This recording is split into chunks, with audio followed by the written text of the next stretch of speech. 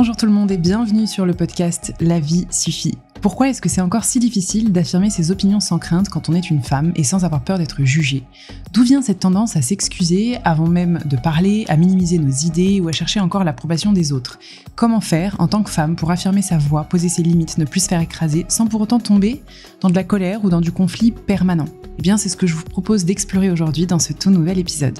Je suis Chloé Bloom, entrepreneure aux multicasquettes, et chaque jeudi, je vous partage les réflexions, les phases d'introspection, les clés qui, selon moi, permettent de vivre notre vie plus pleinement et de trouver plus d'épanouissement. Chaque épisode est une invitation à exprimer encore plus librement toutes les parts de vous.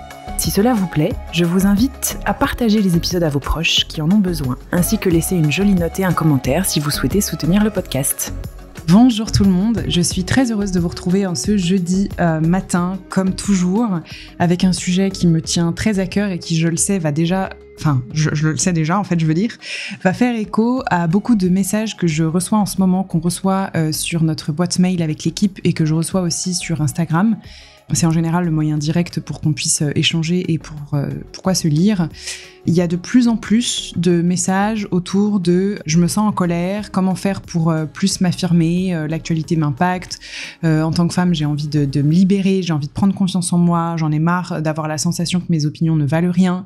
Comment est-ce que je peux faire pour me faire respecter ? Pourquoi je doute de moi ? J'ai tout le temps peur du regard des autres. J'ose pas m'affirmer face à des comportements que je trouve hyper oppressifs et hyper sexistes. Voilà. Comment est-ce qu'on peut faire ça ? Donc, aujourd'hui, je décide de dédier un épisode entier à ça pour essayer de remettre un peu de contexte et un peu d'apaisement dans vos cœurs, si c'est possible, mais surtout, avant tout, des clés. C'est surtout l'intérêt, c'est quelques clés. Encore une fois, j'ai pas la science infuse, donc les choses que je vais vous communiquer, c'est des choses qui sont basées sur mon expérience et ce n'est qu'un extrait de quelques clés. En réalité, je pense qu'il y a plein d'autres clés à aller chercher ailleurs, chez plein d'autres personnes et plein d'autres femmes, voilà. Mais c'est celles aujourd'hui que moi, je pensais être les plus prioritaires sans vous faire un épisode d'une heure, n'est-ce pas ? Avant que je passe sur ces clés-là, je voudrais juste vous l'annoncer. Ça me semblait assez judicieux vu l'épisode et vu le nombre de messages que j'ai sur ce sujet-là en ce moment. On a décidé avec toute l'équipe de mettre le programme solaire à prix très réduit cette semaine. Donc vous avez moins 25% sur le programme solaire jusqu'à dimanche soir.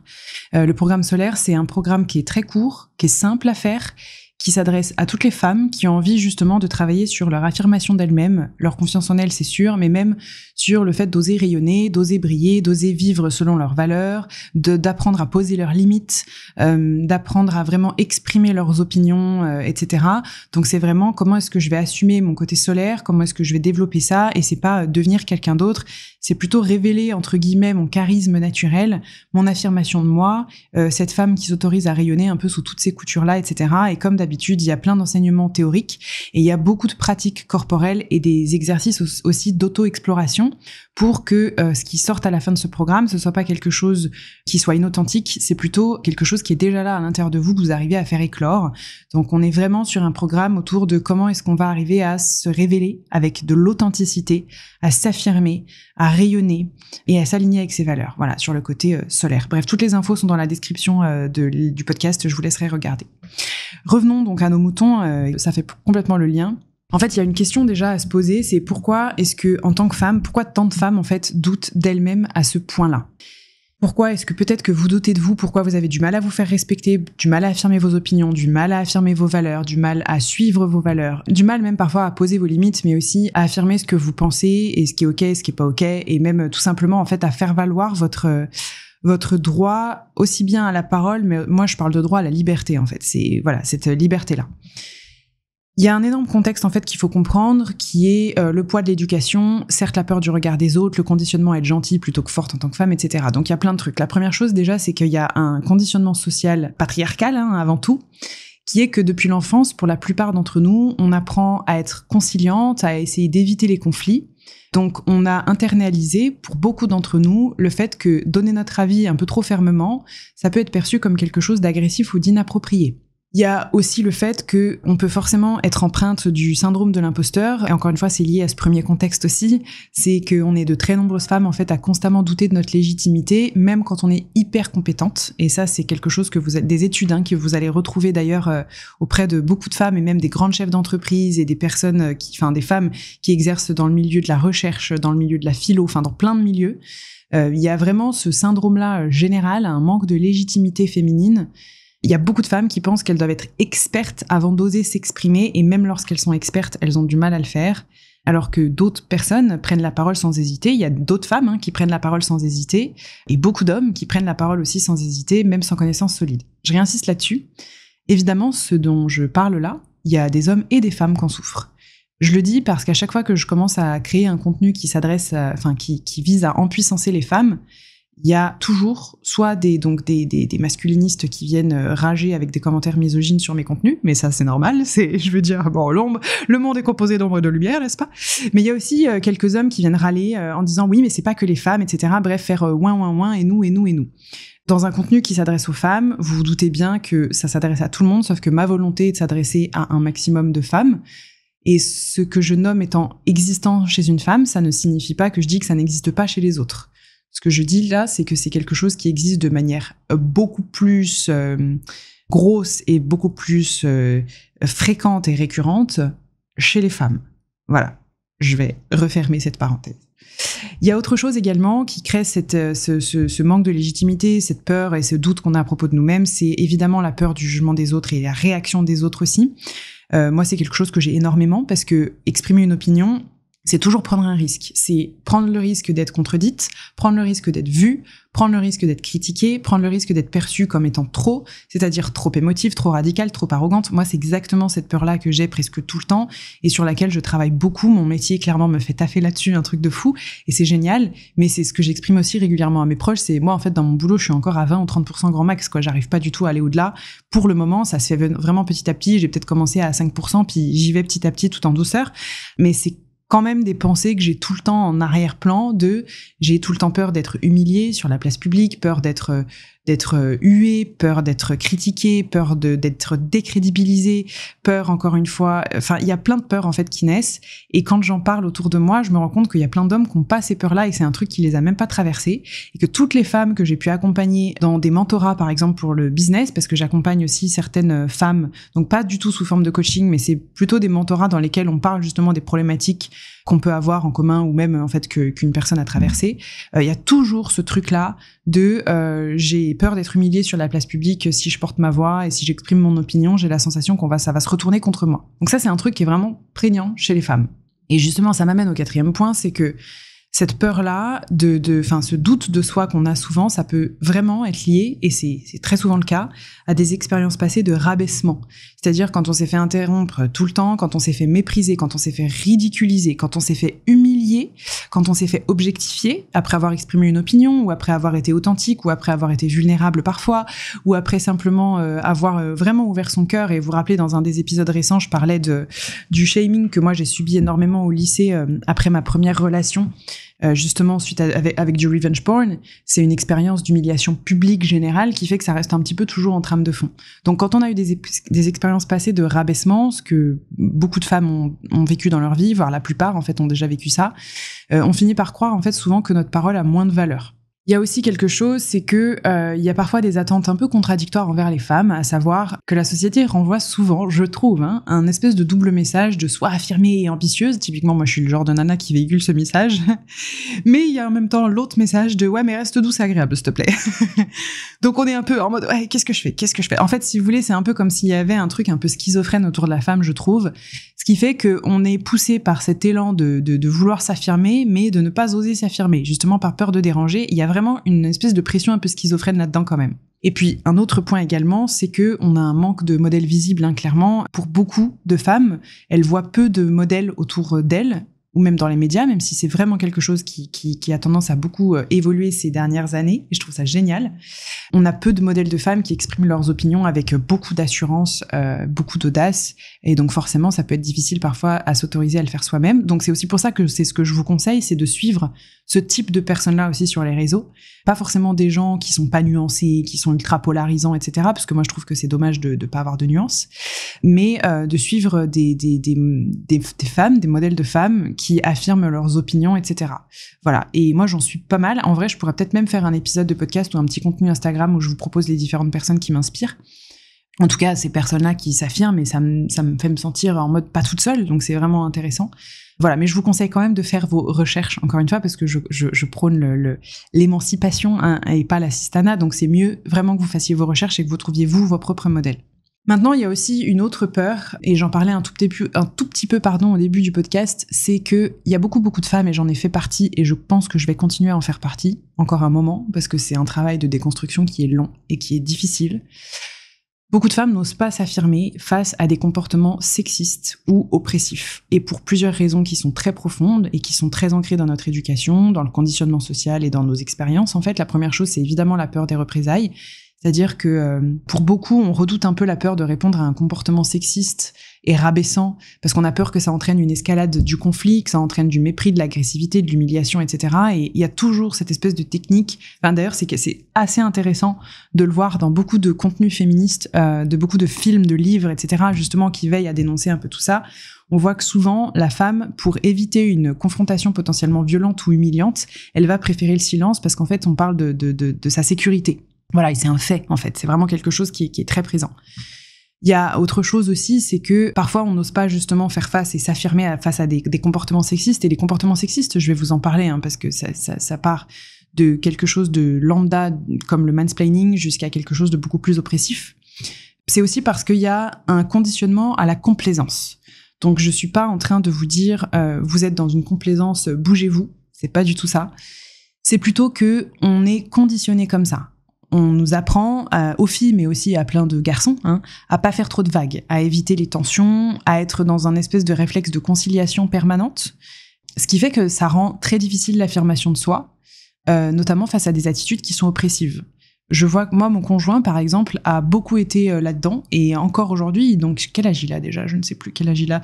Il a 35 ans, pardon. Il est là depuis 1 an ou 2 seulement, en train d'être moins conciliant et d'apprendre à se réaffirmer face à des attitudes qui sont oppressives. Et moi, qui suis pas vraiment dans la conciliation et relativement dans l'offensive, on va dire ça comme ça, face à des comportements que je trouve écrasants et dominateurs, je n'arrive pas du tout à être justement dans cette affirmation-là. C'est immédiat, en fait, c'est bam, je m'écrase tout de suite et je suis dans une espèce de conciliation, et donc je travaille à tout ça, et c'est ce que je vous expliquais, je me suis mise donc au sport de combat, je fais du Muay Thai, du Krav Maga, j'apprends vraiment à porter ma voix, mais voilà, c'est encore des conditionnements qui sont toujours là. Il y a autre chose également dont j'ai pas mal parlé aussi dans les épisodes de podcast sur les agressions, etc., c'est on a tout le temps un doute sur la gravité de la situation. Ça, c'est un truc qui me rend dingue. J'en fais partie, donc je me rends dingue aussi. Beaucoup de femmes se demandent si elles exagèrent ou si elles prennent trop les choses à cœur ou si elles devraient laisser couler. Et ça, c'est vraiment un truc qui est nourri par un espèce de gaslighting ambiant qui minimise la violence ordinaire du sexisme, qui font toujours passer les femmes pour des hystériques. Et ça m'amène en fait à ce 4e point, c'est la peur qu'on a d'être perçue comme trop. C'est quand même un truc hyper féminin, trop sensible, trop radical, trop agressif, trop autoritaire, trop émotionnel. En fait, c'est cette espèce de pression sociale ou carcan qu'on peut parfois avoir. Ça, encore une fois, ça dépend vraiment de l'éducation qu'on a eue, à rester agréable. Et ça peut empêcher certaines personnes aussi de s'affirmer par crainte d'être jugées, justement. Il y a aussi autre chose, et ça va vraiment me permettre d'introduire aussi les clés, c'est le manque d'outils concrets pour savoir répondre. Donc face à de l'agressivité, une attaque ou quoi que ce soit, d'ailleurs j'ai eu beaucoup de messages comme ça sur Instagram ces derniers temps, en fait, comment répondre à une attaque sexiste, comment répondre à une critique qui est pas du tout constructive et c'est du gaslighting et c'est de la manipulation. Encore une fois, quand je parle de sexisme, ça veut pas dire forcément les hommes. Il y a plein de remarques sexistes qui viennent des femmes. Donc c'est général, vraiment j'insiste là-dessus. Et ce truc-là, c'est le manque d'outils concrets pour répondre, c'est-à-dire comment je peux savoir quoi dire, comment répondre avec assurance et sans m'énerver, comment est-ce que je peux désamorcer une situation oppressante tout en restant vraiment stable, ancré sur de ce que j'avance, sur de ce que je raconte et avec des fondations qui sont solides. Et ça, c'est des compétences que on n'apprend pas forcément à développer, alors que c'est des choses qui peuvent faire toute la différence. Et ça, justement, je vais aussi vous en parler. Et puis, il y a enfin quelque chose que moi, je me rappelle aussi avoir pas mal eu quand j'étais plus jeune, c'est la peur de perdre une opportunité ou un lien social. C'est-à-dire que parfois, dans un cadre professionnel, familial ou amical, le fait de s'affirmer face à un comportement oppressif ou dénoncer un comportement sexiste ou quoi que ce soit, ça peut faire peur parce qu'en fait, il y a un risque de marginalisation. Il y a des conséquences négatives qui peuvent en découler, en fait, sur notre carrière, sur notre relation, sur notre réputation, etc. Et d'ailleurs, il y a quelque chose, un dernier point, je pense que j'en ferai un épisode entier, c'est que une des armes fatales contre les femmes, c'est de jouer avec leur réputation. La réputation d'une femme, ça a toujours été utilisé comme une arme contre elle, alors que c'est un truc qui n'existe pas chez les hommes. Mais j'y reviendrai. Ce qui fait que on est tout le temps dans ce truc de peur, de manipulation, d'humiliation, etc. Donc concrètement, maintenant, comment on fait face à tout ça, justement, pour mieux se faire respecter, mieux s'affirmer et avoir beaucoup plus confiance en soi face à des critiques, face à des comportements qui peuvent être oppressifs, ou même tout simplement, même dans un climat hyper bienveillant, comment est-ce qu'on peut s'affirmer sans avoir trop peur et sans s'excuser ? Justement, la première clé, ça va être d'affirmer ses opinions sans s'excuser. Donc, comment est-ce qu'on va parler avec de la confiance, sans minimiser ce qu'on pense, etc. L'idée, en fait, c'est de garder en tête qu'il faut qu'on qu'on peut parler avec de l'assurance et pas avec une permission. Et ça, c'est ultra intéressant. Il y a plein d'études comportementales qui le montrent et qui sont super intéressantes. Enfin, je vous conseille de faire vos recherches là-dessus, justement. C'est souvent la différence dans le milieu professionnel, mais en réalité, c'est quelque chose qu'on peut appliquer dans plusieurs milieux, entre certaines personnes qui vont commencer une phrase en disant « alors désolé, mais » ou « je suis pas experte, mais peut-être que je me trompe, mais » ou « je suis pas sûre, hein, mais je pense que… » Alors peut-être que c'est une question bête, mais du coup, je me demande… Vous voyez, il y a tout ce truc-là, et il y a d'autres personnes qui prennent la parole en mode… sans se demander si c'est une question bête, sans s'excuser, etc., sans demander en fait la permission. C'est souvent un comportement qui a plus tendance à être masculin. Donc l'idée, c'est plutôt d'exprimer nos opinions sans dire quelque chose en amont qui pose un contexte d'excuse. C'est-à-dire, au lieu de dire « je ne suis pas sûre, mais je pense que », en fait, on enlève tout le début puis on dit « je pense que ». Essayez, ça vaut vraiment, vraiment le coup. Donc l'idée, c'est vraiment de venir poser ces idées comme des faits qui sont légitimes. Ne minimisez pas vos pensées avec des formules qui vont les rendre fragiles. Du style, c'est peut-être bête, mais, ou c'est un peu petit. Moi, vous m'entendez très souvent le faire dans tous les épisodes de podcast. Je mets le mot petit un peu partout. Même c'est le fait d'arrêter de se dire, je sais pas trop si c'est pertinent, c'est peut-être une question bête, voilà. En fait, votre parole, elle est aussi valable que les autres. L'idée, c'est quand même aussi d'adopter une posture qui soit ancrée justement quand on va affirmer nos opinions, c'est-à-dire que notre langage corporel, c'est vraiment quelque chose qui va beaucoup influencer la manière dont notre message est reçu, mais également la manière dont on se sent quand on fait passer notre message. Donc avoir le dos droit, un regard plus assuré, savoir quoi faire de ses mains, avoir une voix posée, etc., c'est quelque chose qui va nous aider à nous sentir légitimes. D'ailleurs, dans le programme Solaire, parmi les pratiques corporelle que vous avez et que je vous ai mise dedans, il y a justement tout le travail à faire sur le langage non verbal pour gagner confiance en soi et asseoir son charisme, son autorité de manière saine, etc. C'est vraiment un travail qui est très intéressant. Pour affirmer vos opinions aussi sans vous excuser, l'idée c'est toujours encore une fois de pas chercher d'approbation. Une opinion n'a pas besoin d'être validée pour être exprimée. On n'est pas en train de parler d'une vérité absolue, c'est une opinion et vous en avez conscience, il me semble. Donc vous n'avez pas forcément à conclure par un « non mais tu vois ce que je veux dire, tu es d'accord, hein ?» Voilà, donc ça passe aussi par le fait de s'autoriser à pas plaire à tout le monde, même si c'est quelque chose qui nous fragilise énormément. C'est ce truc que de vouloir à tout prix faire l'unanimité, mais même au-delà de ça, le fait de vouloir ne pas avoir d'ennemis, je vais mettre ces mots-là parce que c'est comme ça que ça résonne à l'intérieur de moi, ça mène à de l'autocensure. Ça, j'ai l'impression que c'est le travail de ma vie. Moi, je sais que je suis encore beaucoup dans cette autocensure-là. Et en fait, être respecté, c'est quelque chose qui est plus important et moins fragilisant qu'être aimé quand on s'exprime, en fait. Voilà, je crois que c'est aussi quelque chose qui est important. Et toujours, pour s'exprimer, affirmer ses opinions sans s'excuser sans cesse et avoir de la confiance, je recommande de ne pas trop se justifier. C'est-à-dire que si vous avez une opinion, vous n'avez pas à fournir un dossier de preuve avant de l'exprimer. Une explication brève et claire, c'est quelque chose qui peut suffire. Et quand on veut à tout prix se justifier, en fait, c'est aussi parfois pour convaincre à tout prix. Alors, ça peut déjà donner l'impression à notre interlocuteur qu'on doute de nous-mêmes, mais c'est surtout parce que nous-mêmes, on s'en sent pas légitime. Donc c'est essayer de pas trop se justifier. Quand on pose une limite, quand on exprime une opinion, même quand on dit non, en fait, un non, c'est un non, ou je ne suis pas d'accord, ou je ne partage pas ton avis, ça peut exister sans une nécessité de faire une dissertation derrière, c'est déjà une phrase complète. Donc tout ce que je suis en train de vous partager là, c'est quelque chose qui demande de l'entraînement. Ça demande de l'entraînement et de la pratique, de s'autoriser à parler avec de l'assurance, ça va devenir naturel au fur et à mesure. Donc l'idée, encore une fois, ce n'est pas d'être en opposition constante, mais plutôt d'essayer d'incarner votre voix avec de la confiance. Et enfin, là où il y a une clé qui est ultra importante pour moi à vous partager, c'est sûrement celle qui change tout, c'est de vous éduquer. Parce que tout ça, tout ce que je vous parle, tout ce que je vous dis là en amont, c'est du dev perso basique de chez Basique. Ça, ce que je vous dis là, le fait de s'éduquer, je comprends pas pourquoi personne n'en parle, mais c'est quelque chose qui est game changer. Vous éduquez sur le contexte autour des femmes, vous éduquez sur le contexte ambiant, vous éduquez sur l'actualité, vous renseignez sur les stratégies de manipulation, vous éduquez sur le patriarcat, vous éduquez sur les stéréotypes de genre, vous éduquez sur le double standard, vous éduquez sur la communication, vous éduquez sur le langage non verbal. En fait, vous éduquez, vous renseignez, vous informez.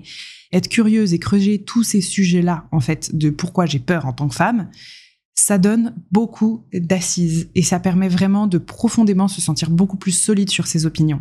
Et donc, c'est une question aussi à laquelle j'ai répondu sur Instagram parce qu'on m'a posé cette question-là de comment faire quand on nous balance une remarque sexiste où on nous sort une dinguerie ultra misogyne.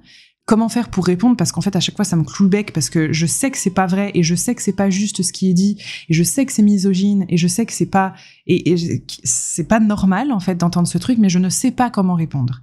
Eh bien, la seule manière de vraiment avoir une bonne réponse, c'est de vous éduquer là-dessus pour avoir les armes, de remettre du contexte, de comprendre notre histoire, de comprendre tous les faits historiques, la chronologie, de comprendre les techniques de manipulation. Je vous donne un exemple avec quelque chose qui il y a deux choses qui m'ont toujours fait sortir de mes gonds depuis que je suis toute jeune. Vraiment, depuis que je suis toute jeune, aussi loin que je m'en souvienne. Je n'ai jamais compris pourquoi ça me faisait sortir de mes gonds, mais parce que je sentais qu'il y avait quelque chose qui n'était pas normal, en fait, dans cette situation-là. Et pour autant, je savais pas quoi dire parce qu'à part le fait que ça me faisait chier, je savais absolument pas quoi dire. Je vous donne un exemple parce que je vais en reparler dans le point d'après. Il y a une première chose qui me mettait toujours très très mal à l'aise quand j'étais jeune, et c'est encore le cas maintenant, ça a été le cas toute ma vie, quand j'allais dans un endroit où il y avait un homme en fait qui s'asseyait quelque part, dans la même pièce que moi, ou à côté de moi, ou sur un canapé, ou sur une chaise, ou peu importe, et qui s'asseyait avec les jambes grandes ouvertes, les épaules grandes ouvertes et les bras appuyés sur le dossier en mode je me crois chez ma mère. Voilà, je suis désolée, il y a de l'émotionnel là-dedans. Ça m'a toujours mise extrêmement mal à l'aise, agacée dans les transports en commun, même dans les repas de famille, parce que je vois qu'il y a plein d'hommes qui se tiennent pas comme ça, et il y a des hommes qui se tiennent comme ça, je pense que vous voyez exactement ce dont je veux parler. On appelle ça aussi le syndrome des couilles de cristal, hein. Juste pour info, vous pouvez chercher sur internet, ça existe pour de vrai, c'est pas moi qui l'invente, même si j'avais pu. Donc c'est vraiment ce type d'attitude qui me mettait très mal à l'aise, où j'avais la sensation déjà depuis très jeune que c'était des mecs qui étaient pas respectueux.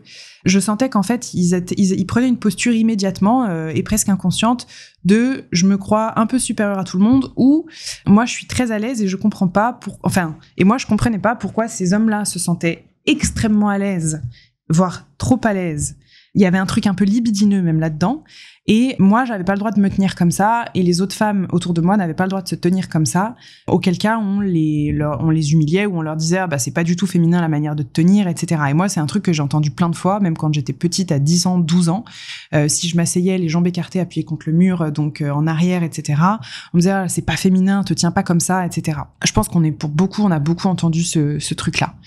Et en fait, c'est en m'éduquant sur ce sujet-là que j'ai compris aussi tout le phénomène de manspreading, et je vous invite vraiment à regarder aussi ce genre de comportement-là, et je me suis dit mais en fait c'est pas moi qui craquais.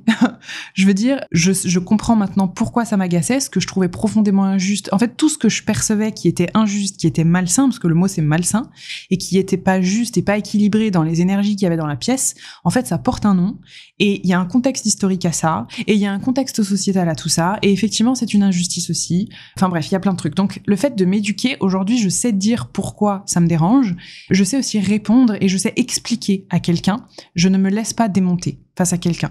Donc le fait vraiment de vous informer sur plein de sujets, ça va vous donner du poids, ça va vous donner de l'assise, ça va vous donner du répondant. Je vous partage un autre exemple. Ça m'est arrivé de faire des interviews il y a quelques années où j'essaye de parler du féminisme, j'essaye de parler de l'impact du patriarcat qui aujourd'hui impacte aussi la relation qu'ont les femmes entre elles, à savoir parfois de la jalousie, la notion de compétition et de concurrence qui n'est absolument pas un truc naturel mais qui est un truc issu du patriarcat faut que je sois la plus belle chipolata qui soit choisie, et donc pour ça je suis obligée d'être mise en concurrence constamment avec mes pairs. Donc c'est un peu ce truc-là. Et le mec qui m'interviewait s'est un peu moqué de moi en me disant « Ah ouais, donc en fait, nous, quand les mecs, on est en concurrence entre nous dans l'univers de la séduction, c'est à cause du matriarcat. » Je me suis retrouvée un peu con parce que je savais que non, je savais tout ça, que c'était faux et que clairement j'étais en train de parler à quelqu'un qui comprenait pas du tout le problème, mais j'avais pas assez de répondants parce que j'avais pas assez d'informations et je m'étais pas assez éduquée sur ce sujet-là. Voilà, c'est un autre exemple. Je vous emmène maintenant sur le deuxième point aussi pour justement pouvoir s'affirmer avec valeur, c'est de savoir gérer les comportements oppressifs, parfois sexistes, parfois écrasants. Encore une fois, c'est pas que venant des hommes, c'est de tout le monde. C'est d'apprendre à ne pas se laisser démonter face à des critiques, face à des moqueries ou face à des attitudes qui sont condescendantes. Donc ça, je reviens sur ce point-là, il faut s'informer, il faut s'éduquer, ne pas laisser passer des comportements qu'on trouve pas justes et apprendre pourquoi, parce qu'on a senti qu'il y a quelque chose qui allait pas. Donc je vous ai parlé du manspreading tout à l'heure, je veux vous parler aussi du mansplaining, c'est quelque chose que j'ai beaucoup vécu et qui depuis jeune me fait péter un câble. C'est quand un mec essaye de m'expliquer la vie, en fait, en tant que femme, alors que c'est un mec. C'est-à-dire le mec qui essaye de m'expliquer comment est-ce que je dois vivre ma féminité et comment devrait être mon corps et c'est quoi les règles et comment est-ce que je devrais plutôt avoir une bonne vision du féminisme et comment en tant que femme il faut que je travaille sur mon énergie, enfin tout ce genre de trucs, alors que c'est un mec et qui ne comprend absolument pas la situation et ça a été beaucoup le cas notamment quand j'ai parlé de l'agression, des agressions sexuelles que j'avais subies, il y a plein d'hommes qui se sont manifestés en me disant comment j'aurais dû plutôt réagir et que la manière dont je réagis est pas bonne et pourquoi est-ce que je ressens ça et qu'en fait il y a ci et qu'il y a ça et en fait c'est complètement lunaire. Et en fait c'est pareil, encore une fois, le fait de m'éduquer, de m'informer, ça me fait comprendre aussi ce phénomène-là, ce système-là, d'où ça vient, ça me fait aussi avoir moins de colère contre ces mecs-là qui en fait sont matrixés entre guillemets et ça me fait plus comprendre la problématique systémique. Donc moi ça m'apaise, mais en plus de ça, ça m'apprend à trouver de la légitimité. C'est la même chose sur plein d'autres systèmes, et pas qu'avec les hommes. C'est la même chose sur les jugements qui sont faussement bienveillants, les jalousies, les accusations même entre femmes, il y a un peu tout ce truc-là. Et c'est notamment le cas face à des comportements et des affirmations qui sont irréfutables. Ça, c'est vraiment quelque chose qu'il faut apprendre à contrer. Donc, je vous ai préparé un exercice à faire en description de l'épisode. C'est complètement gratuit. C'est comment justement arriver à faire face à des discours qui sont irréfutables en tant que femme. Je vous donne un exemple. Enfin, je vous explique un peu ce que c'est. Les discours irréfutables, c'est des pièges intellectuels et psychologiques qui verrouillent la pensée. C'est des discours, en fait, qui empêchent le débat et c'est des tons hyper péremptoires qui vont enfermer les femmes dans des rôles ultra prédéfinis. Donc, en général, ça se présente avec un beau vernis de bienveillance, de sagesse ou de vérité profonde. Donc, vous comprendrez pourquoi c'est très, très, très, très présent dans le dev perso et dans la spiritualité.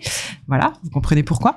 Mais la véritable fonction du discours irréfutable, en fait, c'est d'empêcher toute la remise en question et d'invalider une voix discordante et d'invalider une opinion contraire. Donc moi, je vous conseille fortement d'apprendre à les repérer, d'apprendre à déconstruire justement ces discours et ces comportements un peu irréfutables pour ne pas être façonné par des narratifs qui ne laissent pas la place au doute, qui ne laissent pas la place à la complexité du réel et qui ne laissent pas la place à vos émotions.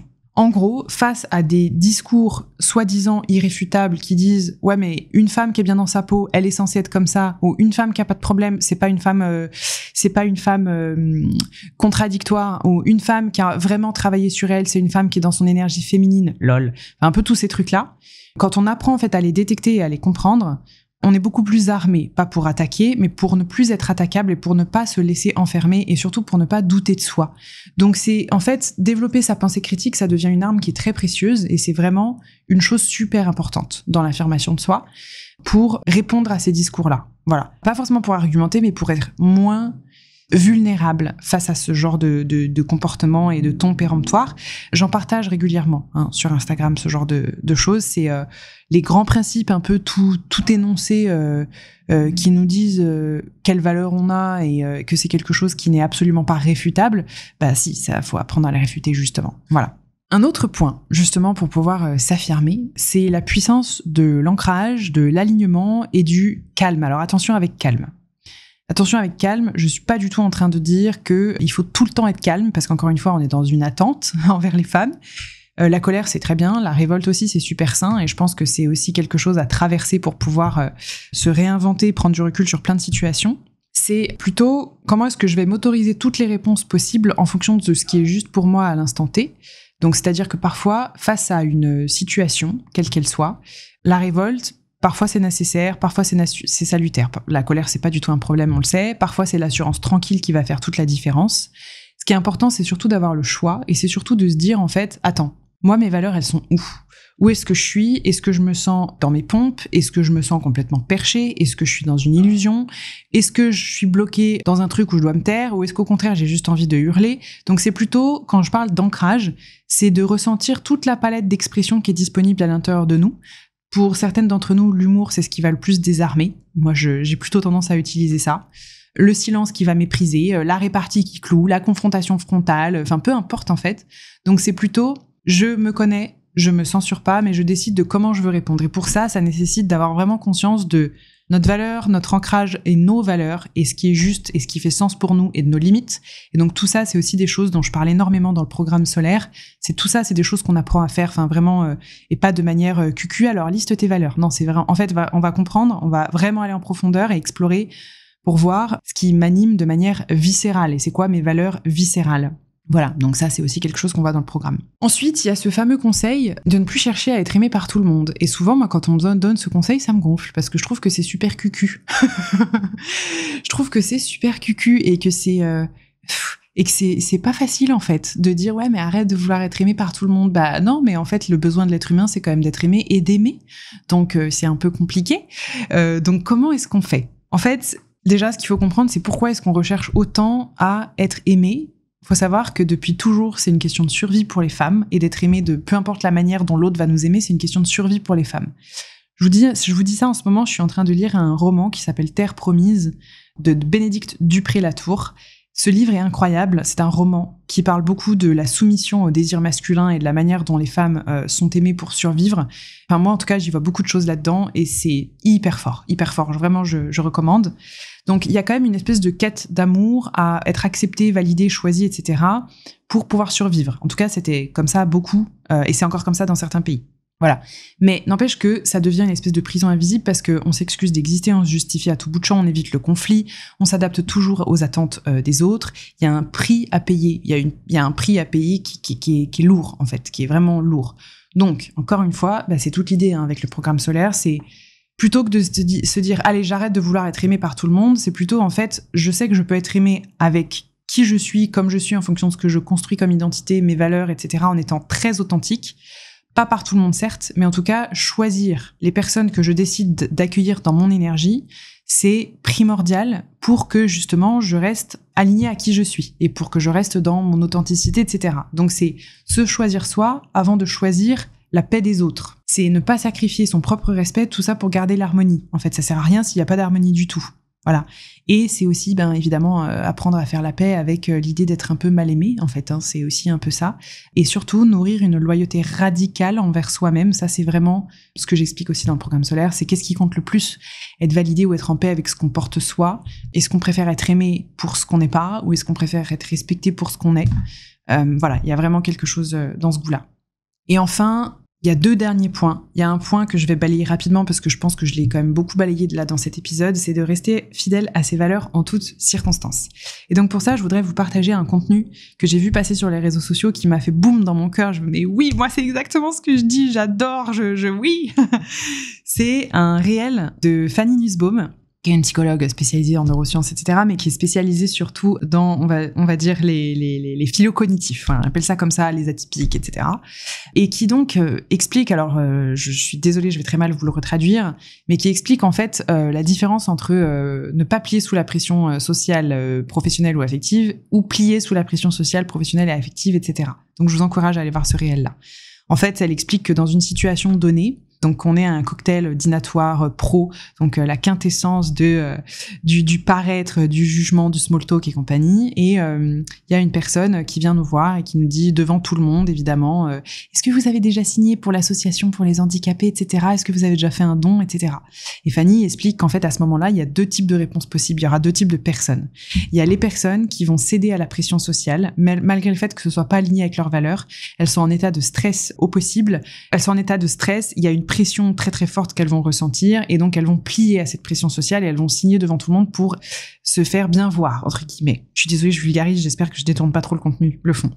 Et il y a les autres types de personnes qui sont celles qui, malgré le contexte social qui est pas facile, et qu'il y a une pression sociale ici, vont affirmer leurs valeurs haut et fort, et donc ne pas céder à ça en disant non, en fait, moi là j'ai juste pas envie, parce que ça demande du courage, voilà. Et c'est ce que Fanny explique, ça demande vraiment aussi du courage, forcément, de faire face à la pression sociale. Bref, je referme la parenthèse sur l'exemple. C'est quelque chose qui est super important d'apprendre à faire, de rester fidèle à ses valeurs en toutes circonstances. Et dans le programme solaire, c'est aussi un truc que j'explique, c'est que c'est hyper important de faire des compromis pour pouvoir avoir une vie sociale et pour cultiver le bon vivre ensemble. Moi, j'ai pas envie d'être seule, j'ai envie d'avoir des gens que j'aime autour de moi, etc. Donc évidemment que je fais des compromis. En revanche, faire des compromissions, c'est pas OK. Et les compromissions, c'est le sacrifice de nos valeurs. Voilà, donc ça, pareil, on en parle dans le programme solaire. Et enfin, le dernier point, ayez des outils concrets pour incarner cette confiance. Donc, ça va être effectivement le travail du corps, le travail de la voix, le travail de l'énergie, des exercices somatiques pour aller justement apaiser, réguler votre système nerveux, des endroits où vous pouvez réguler sur le côté émotionnel, où vous pouvez décharger. Donc, par exemple, même voir un thérapeute, voir un psy, c'est quelque chose de super important. Donc, c'est d'avoir des outils concrets justement pour travailler tout ça. Moi, j'en transmets dans le programme solaire, évidemment, mais c'est pas les seules clés. Voilà, c'est hyper important aussi de déjà voir un psychologue un jour dans sa vie, de voir un thérapeute, de pouvoir décharger, d'avoir des endroits où on peut décharger, d'avoir des pratiques qui sont quotidiennes. Donc dans le podcast, de toute façon, sur tous les épisodes que j'ai faits, il y a plein de clés, mais c'est vraiment quelque chose qui est important. On peut pas se dire allez, moi je vais avoir confiance en moi du jour au lendemain. Non, ça va demander des efforts, mais au-delà des efforts, ça va demander de la responsabilisation, se prendre en main et mettre en place les choses qui sont nécessaires. Voilà. Donc voilà pour toutes ces petites clés que je peux vous donner. Vous avez vu, j'ai encore dit petites. Pour être une femme libre, confiante, affirmer ses valeurs, ses opinions et se faire respecter en tant que femme. J'espère que voilà, ça vous aura posé des clés qui pourront vous aider. Et puis encore une fois, si vous avez envie d'aller plus loin, travailler sur votre confiance en vous, votre rayonnement, votre charisme, votre aura, votre liberté, vos valeurs, c'est dans le programme solaire que ça se passe. C'est en promo jusqu'à dimanche. De mon côté, je vous embrasse très fort et je vous retrouve la semaine prochaine pour un nouvel épisode. Bye bye!